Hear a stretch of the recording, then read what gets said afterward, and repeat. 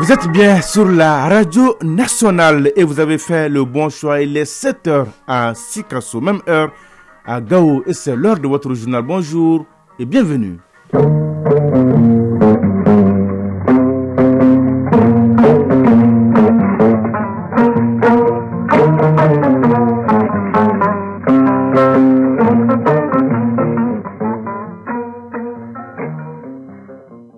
Le journal Sidiki Dambélé.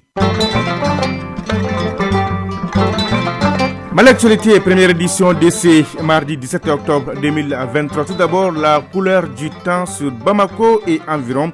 24 degrés ce matin, ciel partiellement couvert, possibilité de pluie 10%, humidité 56%, du vent 13 km à l'heure et la maximale attendue est de 34 degrés.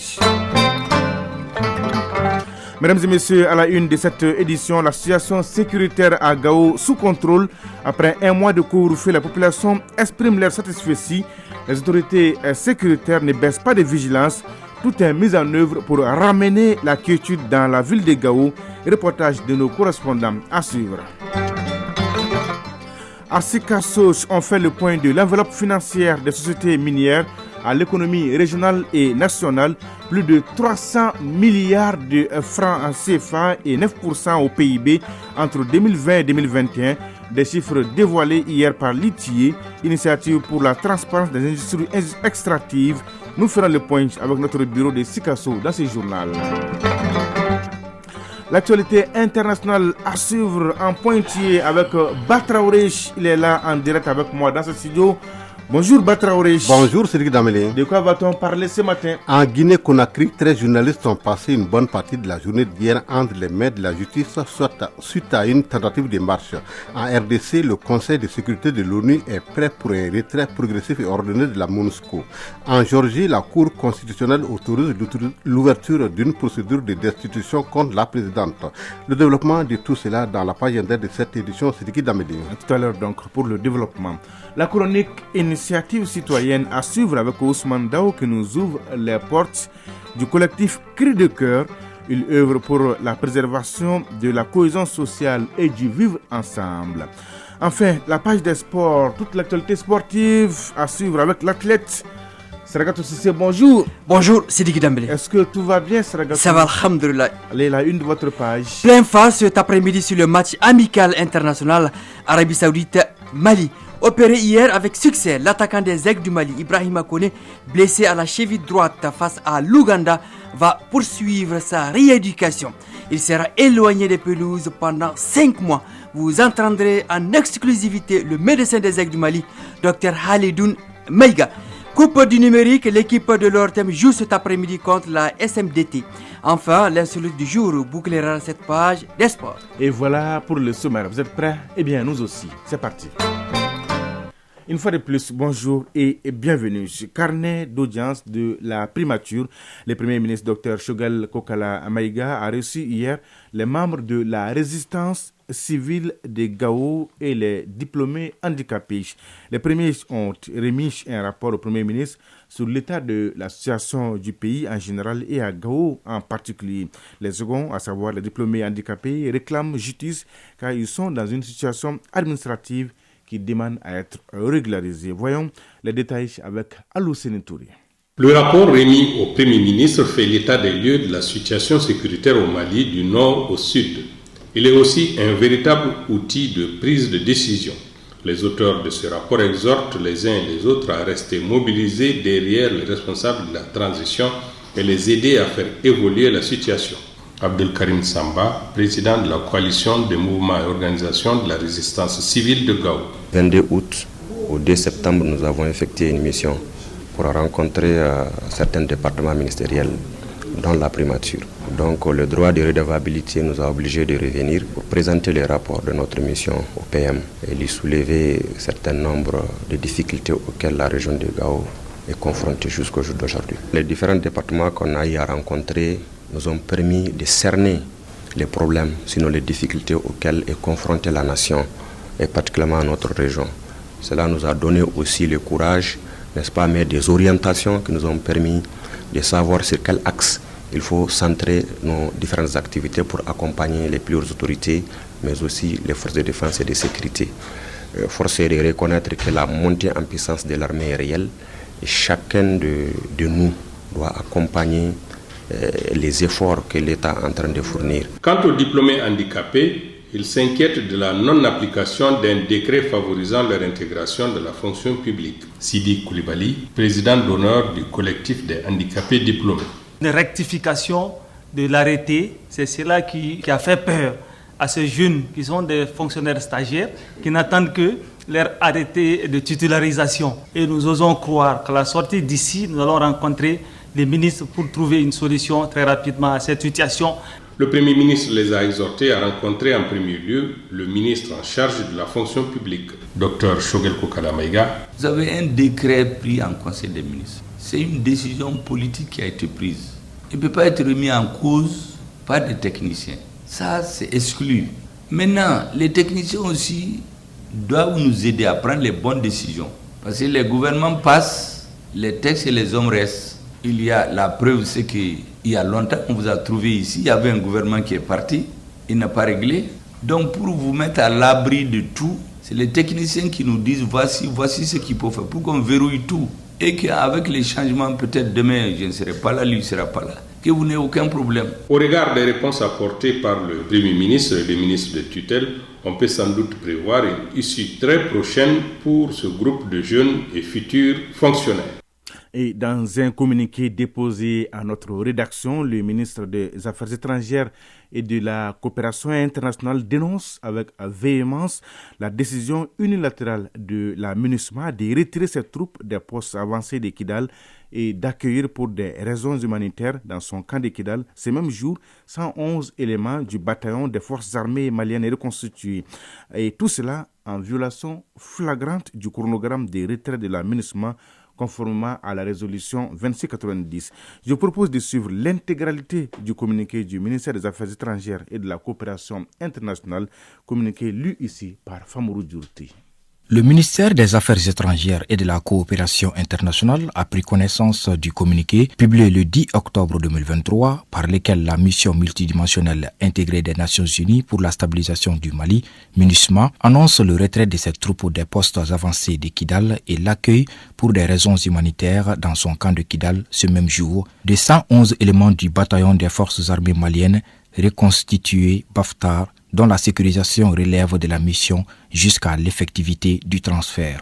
Le ministère exprime son étonnement et dénonce l'action unilatérale de la MINUSMA, contraire à l'esprit de coordination et de collaboration voulu entre les deux parties dans le cadre du processus de retrait de la mission et non conforme au plan de retrait convenu en ce qui concerne le camp de Kidal. À titre de rappel, le désengagement du dit camp devrait s'effectuer au cours de la période du 15 au 30 novembre 2023. C'est ce qui a amené l'état-major général des armées à solliciter que le retrait des postes avancés de Kidal soit ramené à la même date suite aux notes verbales du 2 octobre 2023 et du 7 octobre 2023. Aussi, la question a-t-elle fait l'objet d'échanges dans la matinée du 10 octobre 2023 entre la MINUSMA et le gouvernement qui avait demandé un délai de 72 heures afin de réorganiser, voire de réadapter le dispositif d'occupation par les FAMA des 10 postes. C'est dans l'attente de la réaction promise de la MINUSMA que les autorités nationales ont été mises devant le fait accompli. Le ministère condamne la trahison dont ont été victimes les FAMA du BAFTAR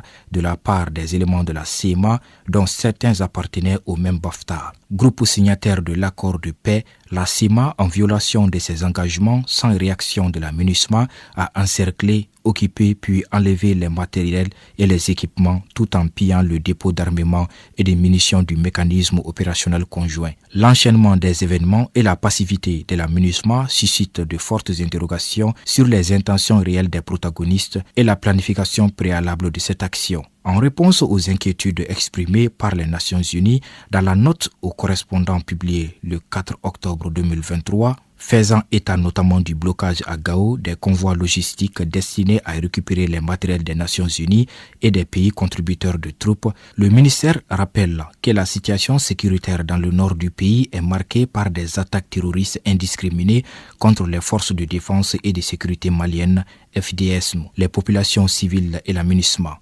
Conformément à leur mission régalienne de défense de la souveraineté et de l'intégrité territoriale, les FDS répondent vigoureusement avec efficacité à ces attaques et sont en train de gagner du terrain.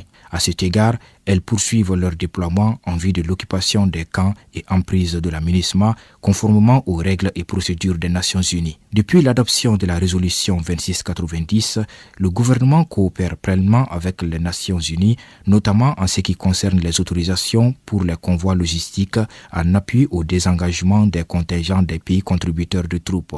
Les autorisations concernant les convois stationnés à Gao sont considérablement liées à la situation sécuritaire et seront délivrées en fonction des améliorations constatées. Enfin, le ministère des Affaires étrangères et de la coopération internationale rappelle à la MINUSMA l'obligation de respecter scrupuleusement le plan de retrait et l'invite à inscrire ses actions dans le cadre des dispositions de la résolution 2690 qui lui instruit la cessation de ses opérations et le transfert de ses tâches en étroite coordination avec le gouvernement du Mali au plus tard le 31 décembre 2023.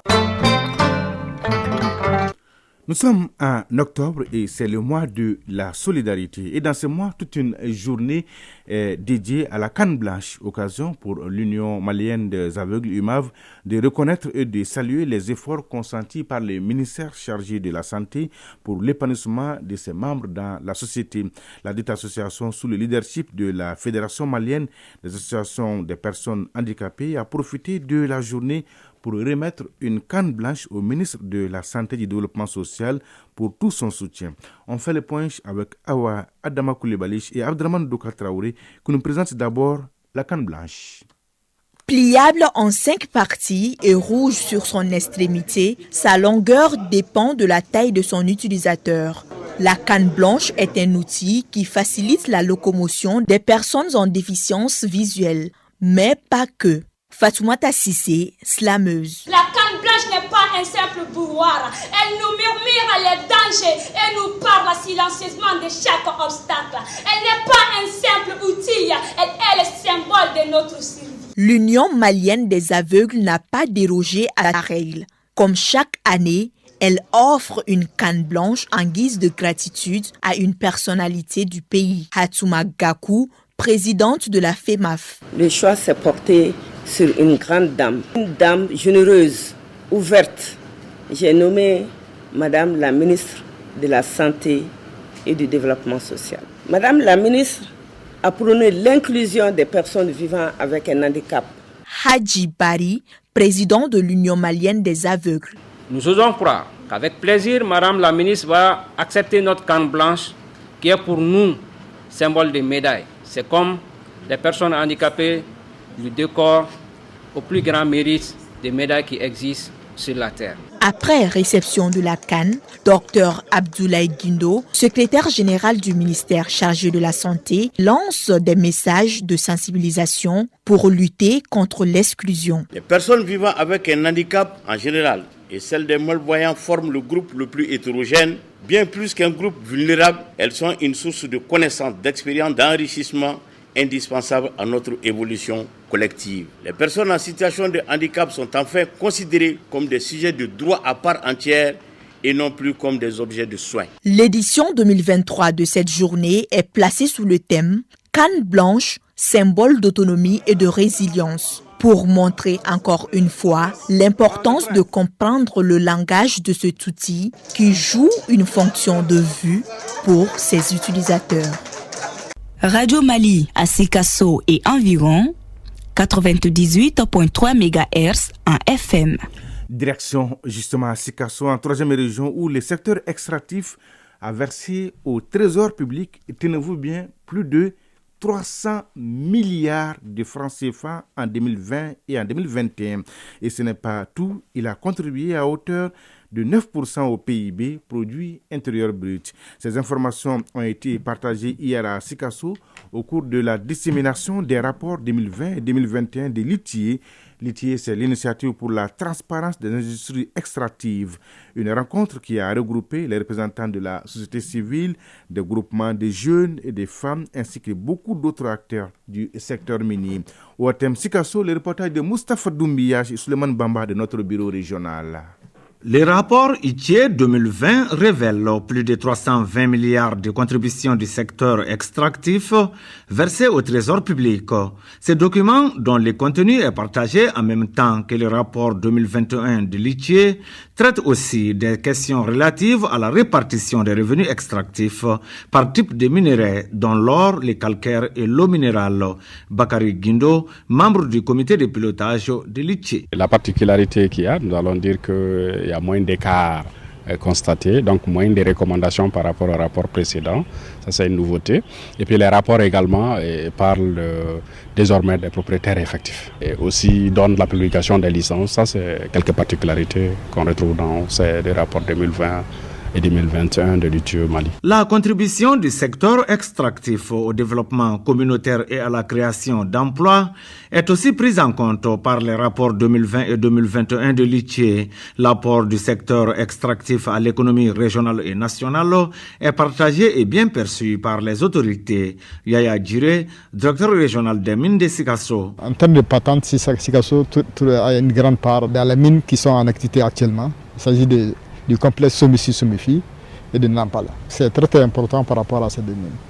En plus de ça, cette contribution formelle, il y a des contributions dans le cadre du développement social. Amadou Soumaré, conseiller au gouvernorat de Sikasso. 2020 et 2021, la contribution du secteur extractif à l'économie nationale a oscillé autour des chiffres suivants. 10% du produit intérieur brut du Mali, 2% de l'emploi formel du Mali, 21% des recettes fiscales de l'État, et 82% des recettes d'exportation du pays. Les rapports 2020 et 2021 de l'ITIE recommandent à la Direction générale de la géologie et des mines le suivi rigoureux des licences valides. Sikasso, Mustafa Doumbia et Suleiman Bamba pour l'ORTM. Radio Mali à Gao et environ 98.1 MHz en FM. Et cette question de notre reporter à Gao, comment vous vous sentez? Réponse: nous dormons tranquilles et vaquons librement à nos occupations depuis l'instauration du couvre-feu le 9 septembre 2023 de 20h à 6h du matin. Réponse et des propos de certains citoyens de la ville de Gao après un mois de couvre-feu.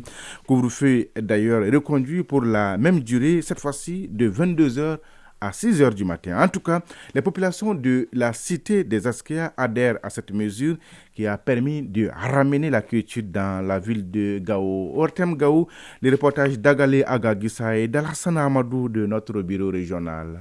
Réduire le nombre des enlèvements des personnes et le braquage sur les grands axes routiers, ainsi que plusieurs autres actes criminels dans la région de Gao. Ce sont là les préoccupations qui ont conduit le gouverneur à ordonner un couvre-feu d'une durée de 2 mois depuis le 9 septembre dernier. Général de brigade Moussa Traoré, gouverneur de la région de Gao. L'objectif de cette décision, c'est vraiment de ramener la sécurité dans notre région, d'apaiser et de rassurer les populations, et d'empêcher aussi ceux qui ont des mauvaises intentions de pouvoir opérer librement au niveau de notre cité. Cette mesure qui commençait de 20h à 6h du matin pour le premier mois a été reconduite pour la même durée le 9 octobre dernier de 22h à 6h du matin. Les résultats de cette décision sont incontestablement appréciés par la population.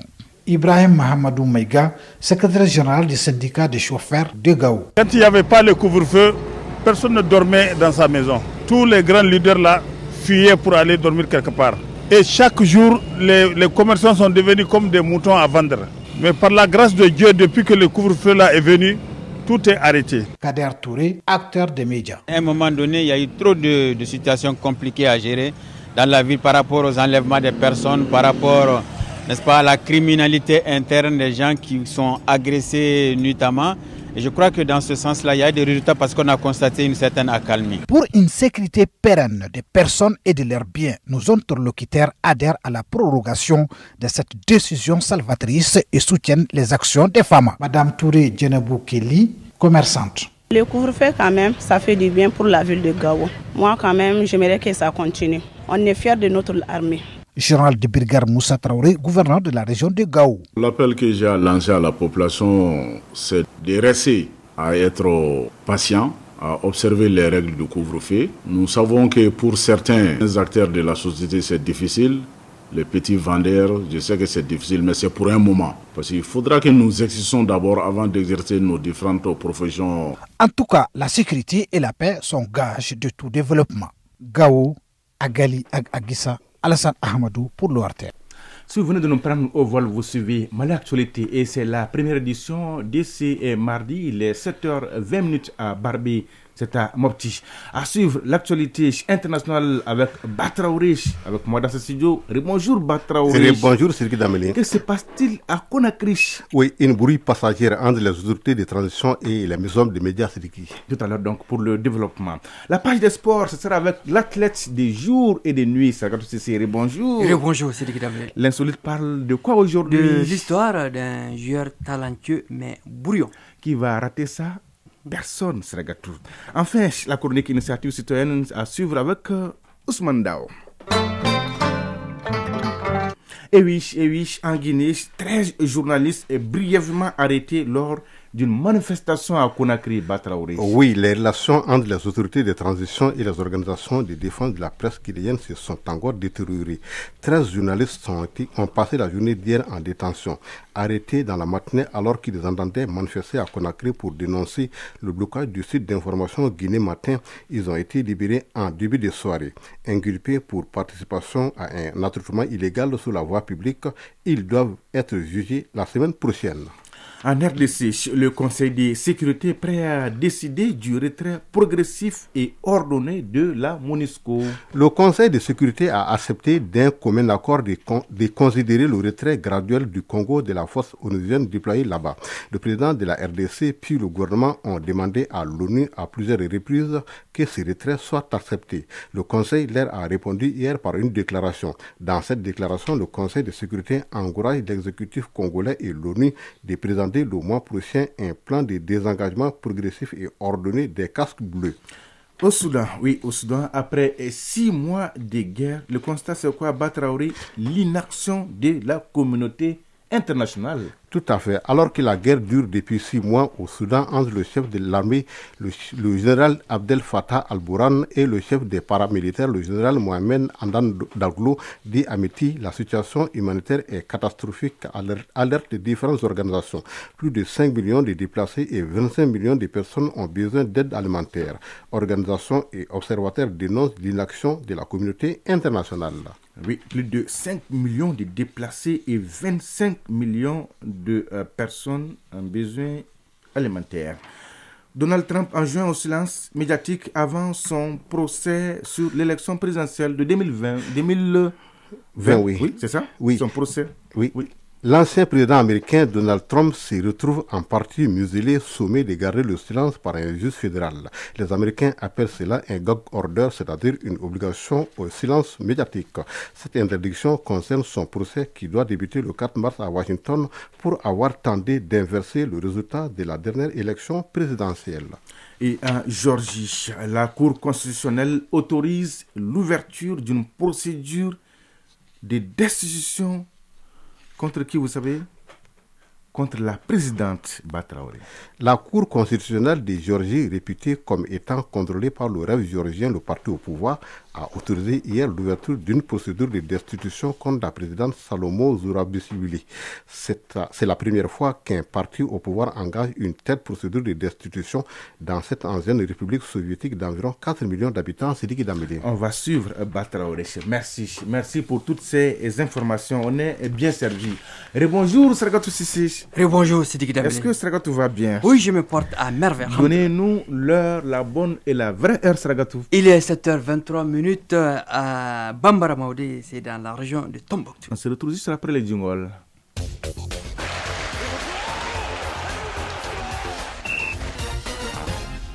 Eh bien, parlons d'abord des préparatifs de la CAN 2023. Les Aigles du Mali rencontrent cet après-midi les Faucons verts d'Arabie Saoudite pour une sorte de retrouvailles 4 ans après Sragatou. Oui, c'est un match délocalisé au Portugal. Coup d'envoi 15h temps universel en direct et en exclusivité sur ORTM 2. C'est la 4e fois dans l'histoire que Maliens et Saoudiens se croisent en amical. En 1996, le Mali s'était imposé 3-1.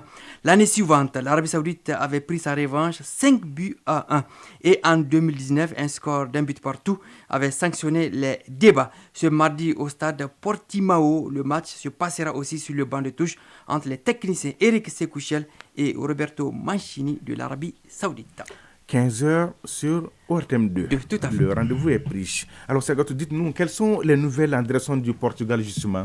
Après la blessure de l'attaquant Ibrahima Koné, contracté vendredi dernier face à l'Ouganda en amical, opéré avec succès hier en Espagne, et la non-obtention de visa à 5 de nos joueurs, le sélectionneur des Aigles du Mali, Eric Sekouchel, aura l'occasion de tester d'autres joueurs et d'autres schémas avant la CAN.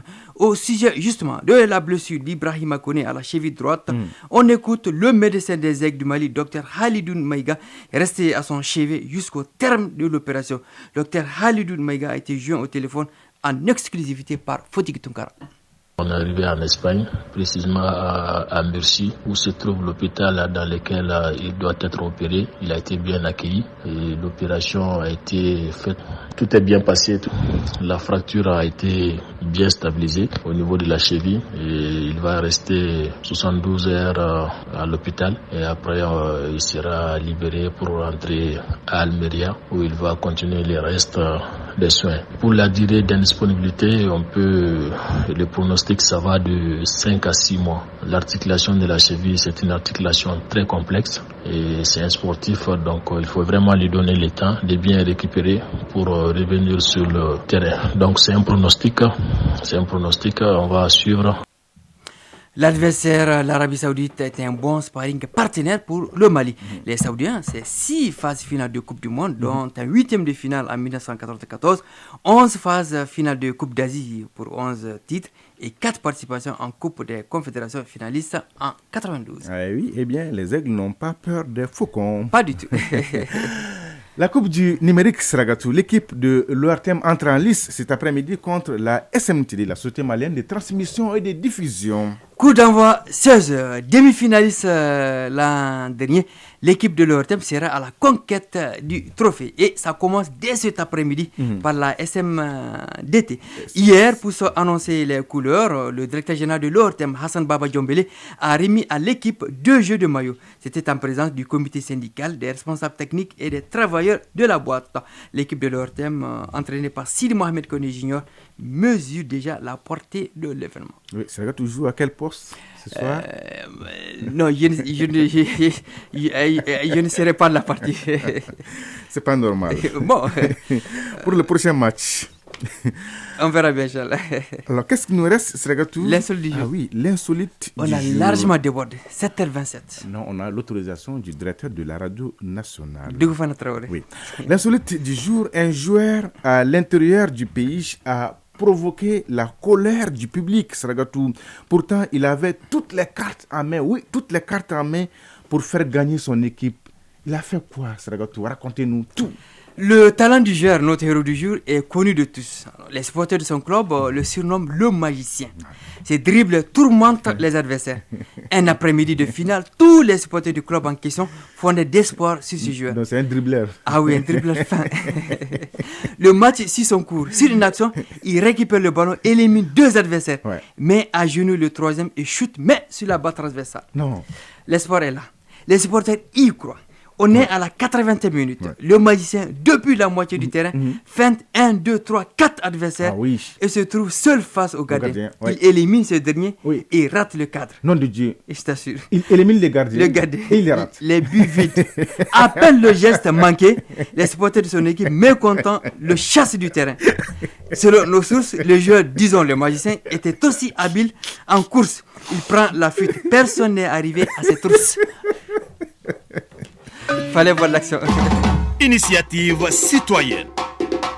Le développement par nous-mêmes. Sacré Sragato Sissi, un vrai magicien. Aujourd'hui, dans la chronique Initiative citoyenne, Ousmane Dao lève le voile sur l'association Le Collectif Cri de Cœur, un regroupement d'une dizaine d'associations qui vient en aide aux populations du Nord éprouvées par la crise sécuritaire et alimentaire. Le Collectif Cri de Cœur œuvre aussi pour la préservation de la cohésion sociale et le vivre ensemble. Voyons tout cela avec Ousmane Dao. Le collectif Cri de Cœur, depuis sa création en 2012, assure une aide d'urgence aux populations victimes de la crise.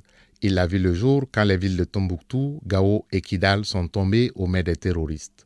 Face à la détresse et à la persécution, le collectif Cri de Cœur décide d'agir en ouvrant un corridor humanitaire pour soulager les populations. Almadi Sissé, président du collectif Cri de Cœur. D'abord, nous intervenons en première urgence, c'est-à-dire que nous sollicitons de l'aide, nous convoyons tout ce qui est vivres, matériels médicaux, équipes de bénévoles et pour soulager les populations. Nous avons organisé aussi à l'époque, dans un contexte d'occupation djihadiste, une école pour occuper les gens.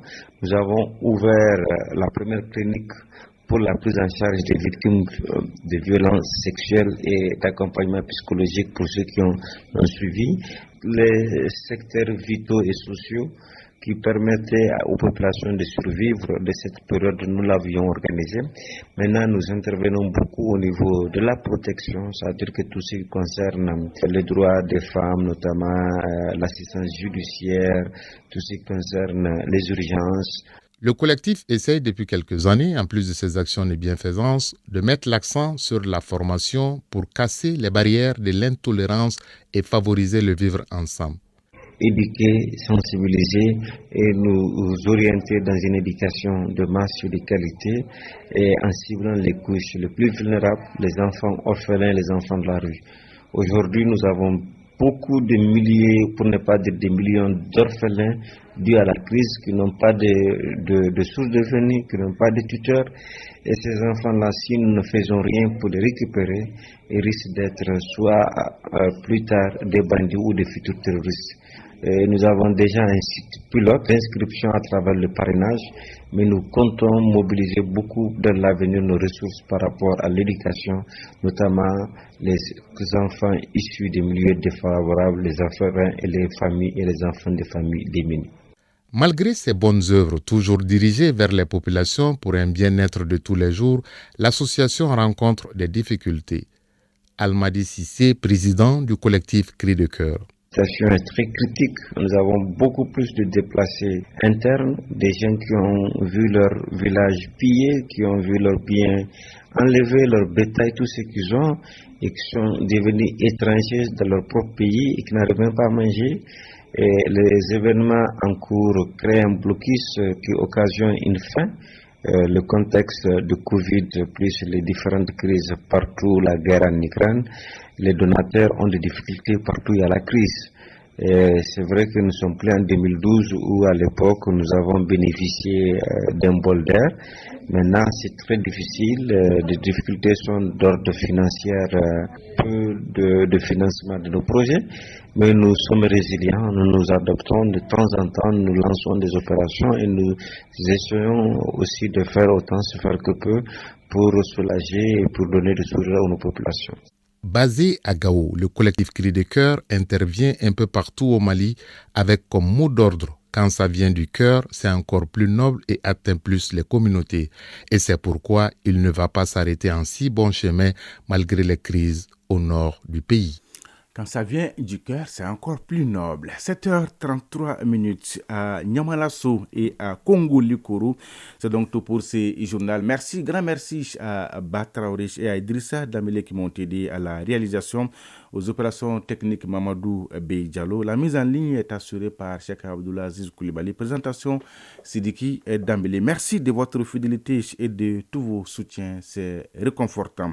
L'info continue sur votre chaîne tout de suite. La page météo avec Mahamadou Keïta, suivi des avis divers avec Fousséni Diarra. Et à 13h, vous avez rendez-vous avec Koumba Sissé pour la deuxième édition du journal. La pensée du jour. Celui qui voit un problème et qui ne fait rien fait partie du problème. Oui, celui qui voit un problème et qui ne fait rien fait partie du problème. Mesdames et messieurs, prenez soin de vous et des autres. Excellente journée de mardi à toutes et à tous. Au revoir.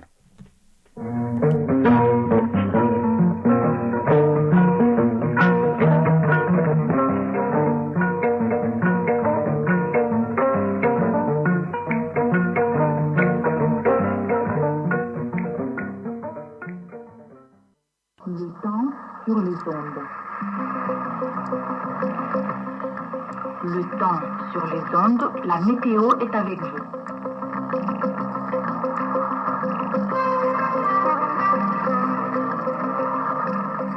Mesdames, Messieurs, bonjour. Bienvenue à la page météo.